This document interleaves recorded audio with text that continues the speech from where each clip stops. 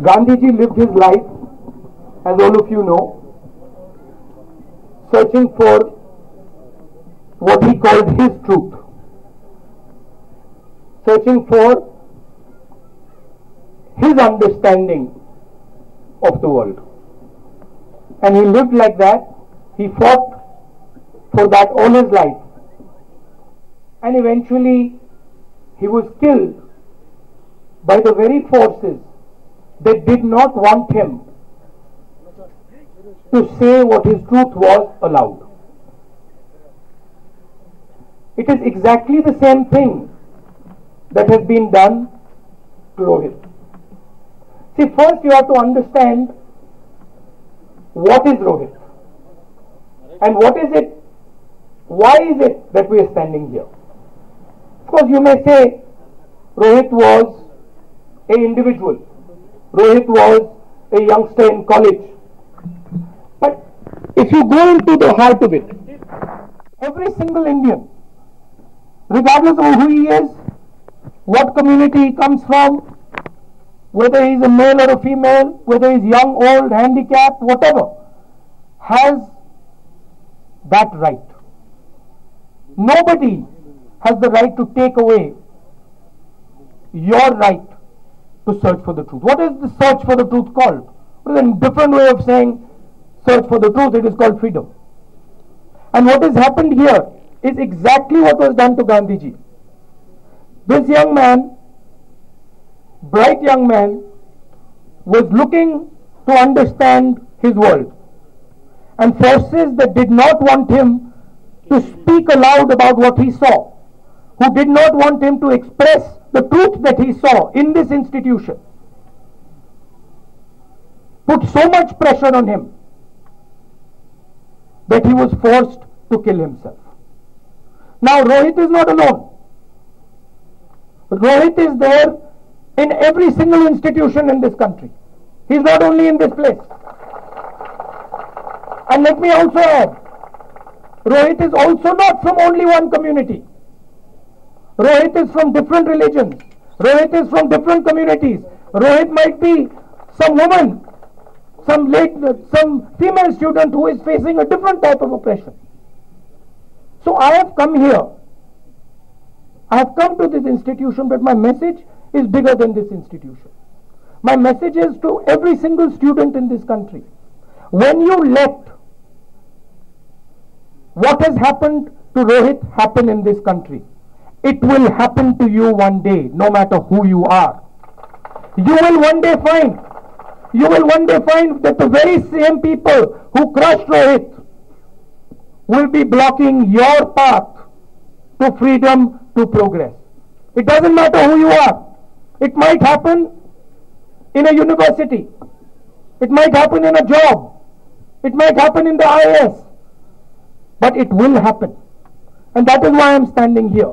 Because every single student in this country must realize that the most powerful thing you have is not what some organization tells you, or what some person tells you, or what some books tell you. It is what you believe, what comes from inside you, what you see.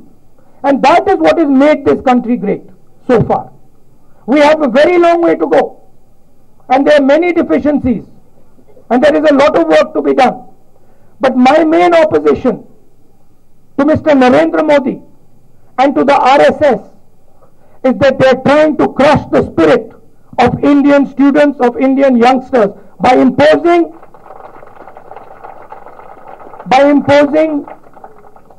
one idea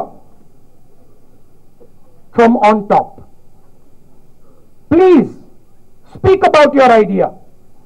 Talk about your idea. Put your idea in the marketplace of ideas. And then if all these students accept your idea, I am fine with it. But do not force your idea on these students. Give them the dignity and the respect. Give them the dignity and the respect. Give them their intelligence. These are not stupid youngsters. They are not foolish people. They have more than enough understanding of the world, and they do not need anybody, including me, to tell them what to do. That is the spirit with which I came here. Now, I spent a day here with you, and I must say I've learned quite a number of things. Number of you said to me again and again that the issue here is not just one student. The issue here is that in Indian universities and colleges, there is massive amount of discrimination to many different types of people. There is discrimination to Dalits, there is discrimination to tribals, there is discrimination to women, there is discrimination based on religion, there is discrimination between upper castes. And what you have said to me, and it is a very powerful idea, that it is time for India to have a law that targets this discrimination on our universities. And here I would give a suggestion to the Prime Minister, with all respect, without any animosity, with respect. Narendra Modi ji, if you want India to progress, you have to unleash the power of all these students. If they are feeling discriminated in their universities, in their colleges, you will not be able to unleash the power of these students. So in order to advance this country, in order to make this country powerful, in order to make this country what it should become, study this proposition. Look into the possibilities of passing a law. That targets discrimination in our universities. So in order to advance this country, in order to make this country powerful, in order to make this country what it should become, study this proposition. Look into the possibilities of passing a law. That targets discrimination in our universities. Because if you do not look into the possibilities of making a law, then I can tell you, by what I have heard over here, the students will look into that possibility. Finally, I'd like to conclude with a little story that I found very interesting. Many times when people analyze politics, business, economy, they separate these things into different sections. This is economy, this is social progress, this is discrimination, and they make these boundaries. Some time back, I was sitting on a flight, and next to me was a Japanese gentleman. And we started talking. And I asked him, "What do you do?" And he said, "Oh, Mr. Gandhi, I work in the automobile industry." So I said, "Tell me, where did you work?" "I worked in the Maruti factory." And I said, "Oh, I'm quite interested about innovation. Tell me, what is the difference between a Japanese factory and an Indian factory? Why is it that there is tremendous amounts of innovation taking place in a Japanese factory, and that same amount of innovation is not taking place in the Indian factory?" You know what he told me? What do you think he told me? He said, "There is the caste system in the Indian factory, Mr. Gandhi. How can information flow? How can information flow when my manager thinks my worker is from a different caste? Information only flows when these hierarchies are removed." Why I told you that story?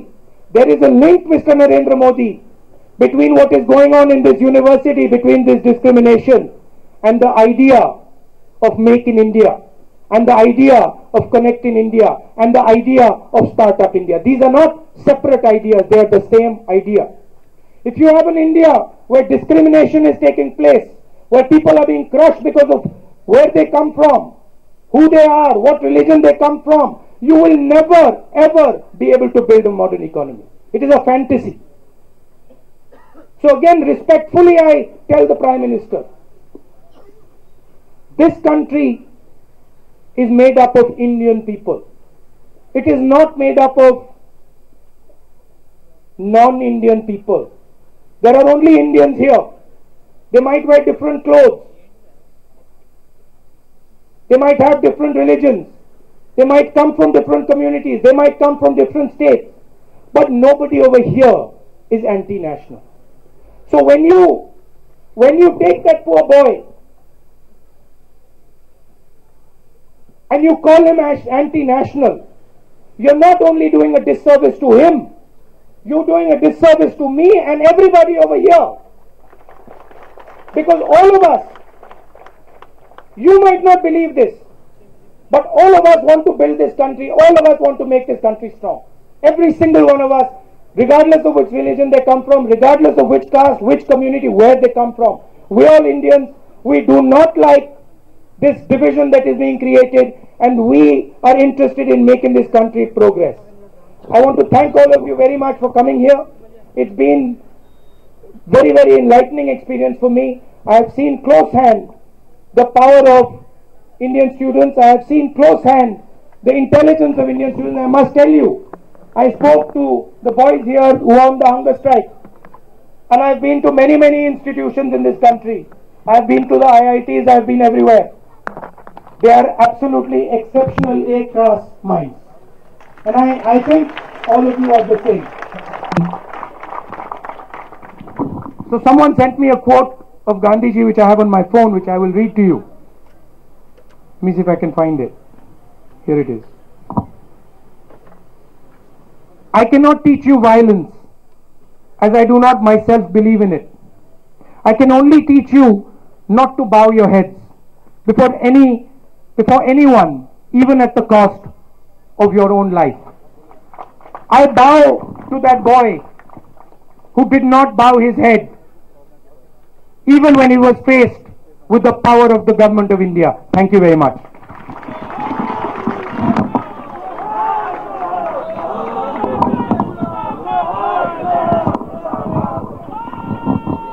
Friends, all are requested to sit. Please sit for some more time. Please march and other various ways of protests are going on. And inside our campus also, we are having several ways of continuing the protest. We are having a hunger strike. So we conducted HCU and several forms. And here, when we in the beginning, when we asked for the campus burnt, the students community of HCU cooperated in the old sense, in the complete sense. And when we, at the end, when day before yesterday onwards, when we appealed the faculties to voluntarily boycott the classes, they are also completely supporting this movement, because this is for the cause